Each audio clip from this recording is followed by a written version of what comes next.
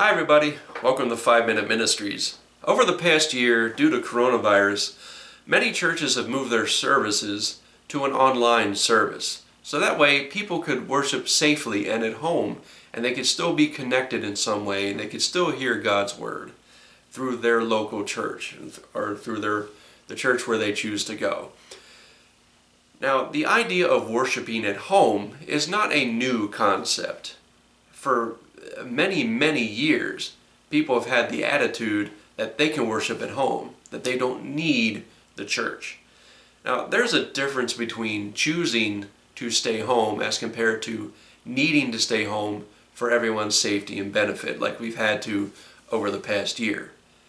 Now, I'm talking about the people who have the attitude that, well, I can hear a sermon at home, or I can sing at home, I can read my Bible at home, I don't need to go to church.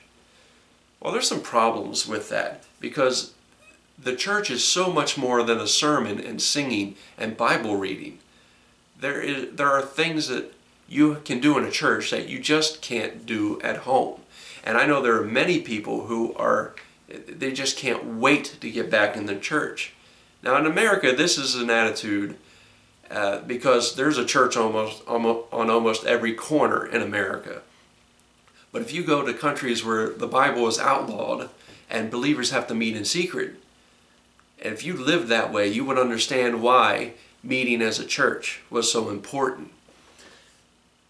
But just as an American side of this, I'm going to give you a little more encouragement as to why you should go. Well, first of all, the Bible tells us we need to go. In Hebrews 10:25, we are told, "Do not forsake the assembly of yourselves together." It's the idea of don't neglect the other people of God.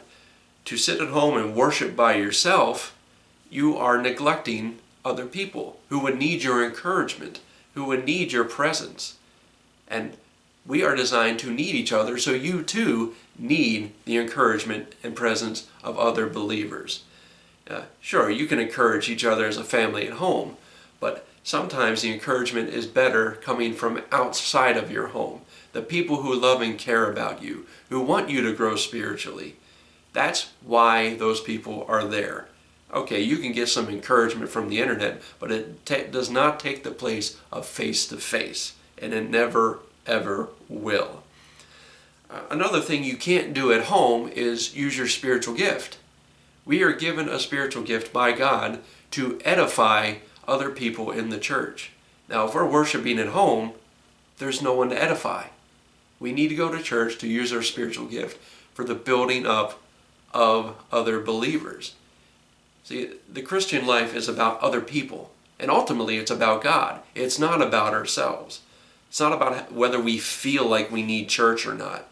It's about doing God's will, and God's will is that we meet as believers. His Word tells us that. And it's not just Hebrews 25, there's all kinds of implications throughout the Bible that we are to meet together. I want you to imagine a football team, that you're on one, but you never go to practice, you never go to a game. Are you of any benefit to that team? We are to be a benefit to the people of God. That is our job. You say, well, I can't do anything. Well, you don't have to do anything. There's a woman that I love dearly who came to our church. She was wheelchair bound. She could hardly ever leave her house outside of coming to church. But she was an encouragement every time she was there. She was so cheery and bright and so full of faith and full of joy. And she encouraged me every time she showed up. And she was stuck in a wheelchair. So don't let "I can't do anything" be your excuse. You can do something.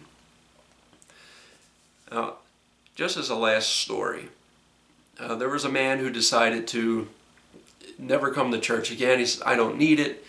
And he stayed home. And he knew the pastor was going to come by and visit him one day. So he had his list of reasons why he doesn't need to be at church. And he was ready. And of course, it wasn't long before the pastor showed up. And this man had a big fireplace. It was a coal fireplace.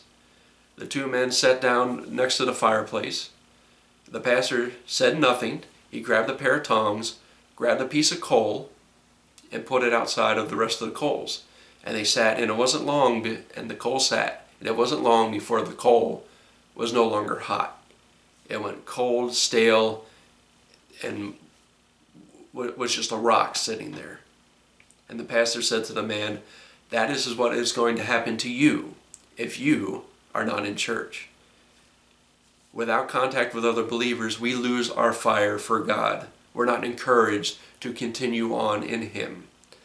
I want you to think about these things. Now, when churches start opening back up, get back in your church. We all need that encouragement. This has been 5 Minute Ministries, and I'll see you next time.